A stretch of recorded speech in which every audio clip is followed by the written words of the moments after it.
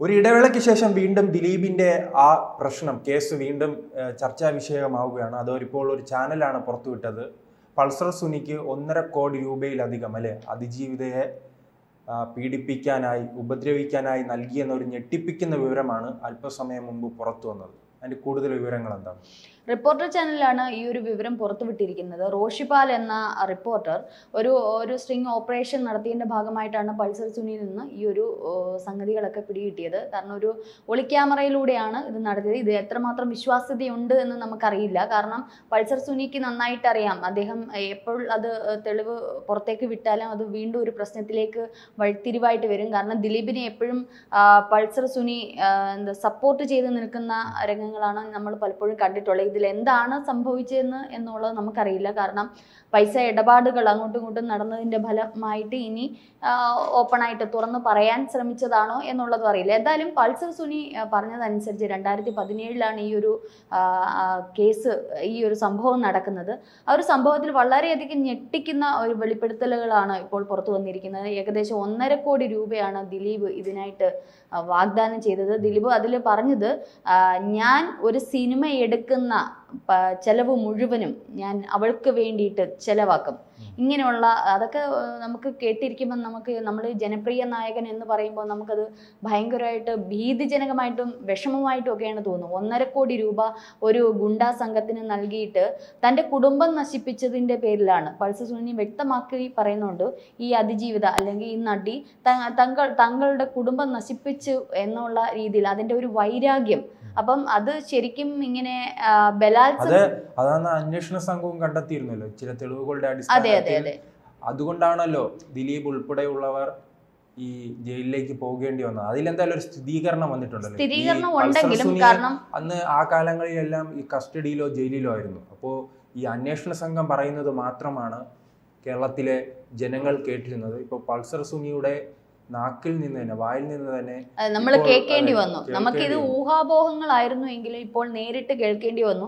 ഏതായാലും ഈ ഒരു ബലാത്സംഗം ചെയ്യുക എന്നുള്ളതല്ലായിരുന്നു ഇവരുടെ തുടർന്നുള്ള പോക്ക്. കാരണം ഈ പൾസർ സുനി നമുക്കറിയാം, ഈ അതിജീവിതയുടെ ഡ്രൈവറായിരുന്നു ഒരു കാലത്ത്. അപ്പോൾ ഒരു പക്ഷേ നമുക്കൊരു സംശയം ഉണ്ടായിരിക്കാം, എന്തുകൊണ്ട് 1.5 കോടി രൂപ ഒരു ഗുണ്ടയ്ക്ക് നൽകേണ്ട കാര്യം ദിലീപിനുണ്ടോ? ഇതിലും കുറഞ്ഞ എമൗണ്ടിന് ഈ കാര്യം നടത്താനുള്ള വേറെ ഗുണ്ടകളുണ്ട്. പക്ഷെ അതിനപ്പുറം നമ്മൾ ചിന്തിക്കേണ്ടത് ഡ്രൈവറാണ്, വളരെ കംഫർട്ടബിൾ ആണ്. അപ്പം ഈ ഒരു അതിജീവിതയെ ട്രാപ്പിലാക്കാൻ പറ്റിയ ഒരു വ്യക്തി പൾസർ തന്നെയാണ്. കാരണം ഈ വ്യക്തിയുടെ ബാക്ക്ഗ്രൗണ്ടും അത്ര മോശമാണ്. നേരത്തെ ഇത്തരത്തിലുള്ള കാര്യങ്ങൾ ചെയ്തിട്ടുണ്ട് ഈ ഒരു ഫീൽഡിലേക്ക്. അപ്പോൾ അതിൽ എക്സ്പീരിയൻസ് ഉണ്ട്. എന്ത് തന്നെയായാലും ആ ഒരു ബലാത്സംഗം എന്നതിലപ്പുറം അതിജീവിത അതിൽ ഇടപെട്ടുകൊണ്ട്, അതായത് ആ ഒരു വിഷ്വൽ ദിലീപിന് കിട്ടേണ്ടത് ഇങ്ങനെയാണ്. സഹകരിച്ചുകൊണ്ടുള്ള പീഡന വിവരങ്ങളാണ് പുറത്തേക്ക് വരേണ്ടുന്നത് എന്നുള്ളതാണ് ദിലീപ് പൾസർ സുനിയോട് പറഞ്ഞത്. അതായത് ഒരു രണ്ടുപേരും ഇഷ്ടപ്രകാരം ചെയ്യുന്നു എന്നുള്ള രീതി. കാരണം അന്ന് നമുക്കറിയാം വീഡിയോ ചോർത്താൻ മാത്രമല്ല, ഈ നടിയെ ഈ ഒരു വീഡിയോ വെച്ചിട്ട് ബ്ലാക്ക് മെയിൽ ചെയ്യുക. കാരണം ആ നടിയുടെ വിവാഹ നിശ്ചയം നടക്കാനിരിക്കുന്ന അടുത്ത വിവാഹത്തിലേക്ക് കടക്കും. അപ്പൊ ഇത് കാണിച്ച് തൻ്റെ കുടുംബം എങ്ങനെയാണോ നശിച്ചത് അതുപോലെ തന്നെ അവളുടെ ജീവിതവും തകർക്കണമെന്ന ഒറ്റ ലക്ഷ്യത്തോടു കൂടിയായിരിക്കണം ഇത്തരത്തിൽ ചെയ്തിട്ടുണ്ടായിരിക്കുക.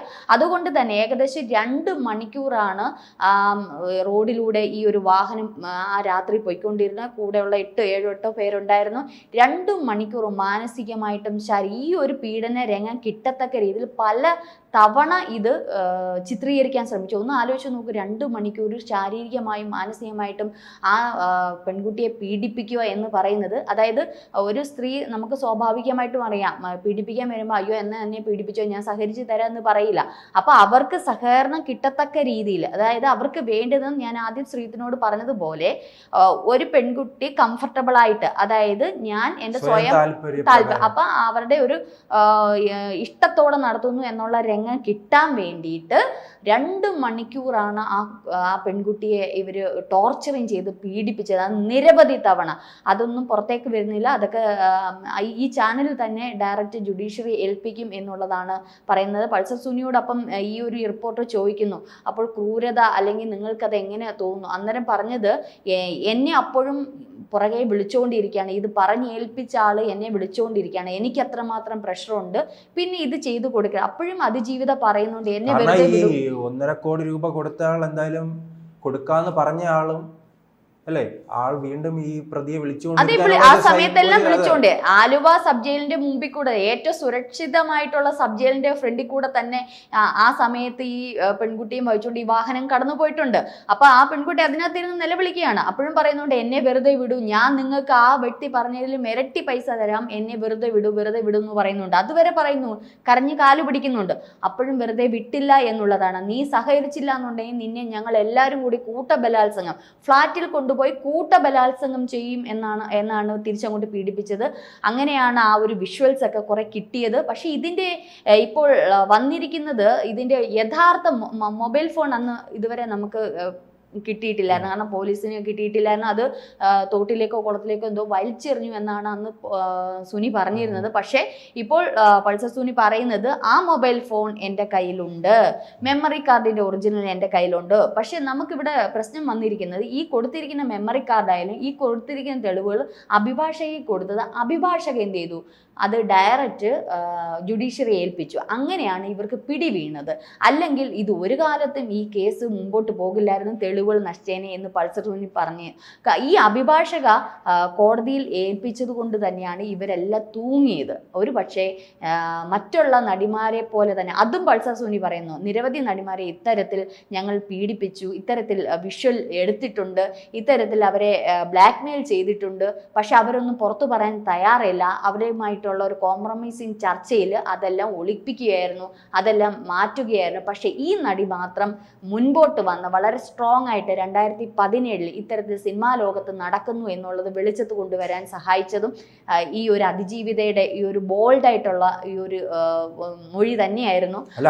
അതോടെ തന്നെയാണ് അതെ അതെ കോൺഗ്രസിന്റെ അദ്ദേഹമാണല്ലോ ഇത് വലിയ രീതിയിൽ തന്നെ ഇടപെടുന്നു.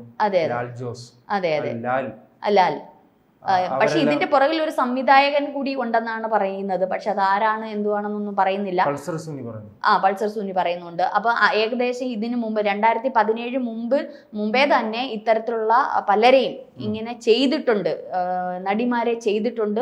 അത് വേറൊന്നുമല്ല, ആ ഒരു സിനിമാ ലോകത്തിന്റെ ആധിപത്യം സ്ഥാപിക്കാൻ വേണ്ടി, എല്ലാവരെയും അടിച്ചമർത്താൻ വേണ്ടി. അപ്പൊ പല നടിമാരെയും ഇതുപോലെ ചൂഷണം ചെയ്ത് പീഡിപ്പിച്ചിട്ട് ഇതിന്റെ രംഗങ്ങൾ എടുത്ത് സൂക്ഷിച്ച് വെച്ചാൽ ഇവരെ ഇത് വെച്ച് ബ്ലാക്ക്മെയിൽ ചെയ്യാമല്ലോ. അപ്പൊ ഇത്തരത്തിൽ പല സംഭവങ്ങളും നടക്കുന്നു എന്ന് തന്നെയാണ് പൾസർ സുനി പറയുന്നത്. ഇത് സിനിമാ ലോകത്തെ ആദ്യത്തെ സംഭവമൊന്നുമല്ല. അപ്പൊ ഇങ്ങനെയുള്ള ഞെട്ടിക്കുന്ന വെളിപ്പെടുത്തൽ ഇപ്പൊ ഹേമ കമ്മിറ്റി റിപ്പോർട്ടിൽ തന്നെ പലരും ഇതിൽ മൊഴി കൊടുത്തിരുന്നു. ഇതിലെ റിമാ കല്ലിങ്കലാണ് ഇതിൽ സ്ട്രോങ് ആയിട്ട് വന്ന് മൊഴി കൊടുത്തതെന്ന് കൂടി പൾസർ സുനി ഇതിൽ പറയുന്നുണ്ട്. റിമയ്ക്ക് ചിലപ്പോൾ ഇത്തരത്തിൽ സംഭവങ്ങൾ ഉണ്ടായിരിക്കാം, എന്താണെന്നുള്ള തെളിവ് നമുക്കില്ല. എന്ത് തന്നെയായാലും വലിയ നമ്മൾ അറിയാത്ത പല കാര്യങ്ങളും വെളിപ്പെടുത്തലുകളാണ് ഇപ്പൊ വന്നിരിക്കുന്നത്. മാത്രമല്ല ഇതിൽ പറയുന്നത് താരങ്ങളുടെ നിലനിൽപ്പ് കാരണമാണ് പല താരങ്ങളും ഈ പല നടിമാരും ഇത് ഒളിച്ചു വെക്കുന്നു എന്നുള്ളതാണ്. എന്തായാലും സിനിമാ ലോകത്ത് വളരെ ഞെട്ടിക്കുന്ന വെളിപ്പെടുത്തലുകളാണ് ഇന്ന് ഈ റിപ്പോർട്ടർ ചാനലിലൂടെ പൾസർ സുനി പുറത്തുവിട്ടിരിക്കുന്നത്. എന്ത് തന്നെയായാലും ദിലീപിന് ഇത് വലിയൊരു തെളിവായിട്ട് തന്നെയാണ് ഇരിക്കുന്നത്. ഇത് ജുഡീഷ്യറിൽ കൈമാറുമ്പോൾ ഉടനെ തന്നെ കേസിന് പരിസമാപ്തിയിൽ ഇരിക്കുന്ന ഈ ഒരു സമയത്ത് ഇത് വലിയൊരു തെളിവും മറ്റുള്ള കാര്യങ്ങളിലേക്കൊക്കെ പോകാൻ സാധ്യതയുണ്ട്. ഇപ്പോഴും പൾസർ സുനി ദിലീപിനെ സപ്പോർട്ട് ചെയ്ത സംസാരിക്കും. ഒരിക്കലും ദിലീപിനെ മാറ്റി നിർത്തിക്കൊണ്ട് സുനി എന്തായാലും കേസ് കൊടുക്കില്ല. ഇനിയിപ്പോൾ ഇത്തരം തെളിവുകൾ കൊടുത്താൽ തന്നെ ഞാൻ ഇപ്പൊ റോഷിപാൽ ഒരു പുസ്തകവുമായി ബന്ധപ്പെട്ടാണ് ഇത് ചോദിക്കുന്നത് എന്നൊക്കെ പറഞ്ഞ് നിരന്തരം ഫോൺ ചെയ്തും പല രീതിയിലൊക്കെയാണ് ഇത് ചോദിച്ചറിഞ്ഞു എന്നുള്ളതാണ് റിപ്പോർട്ടർ പറയുന്നത്.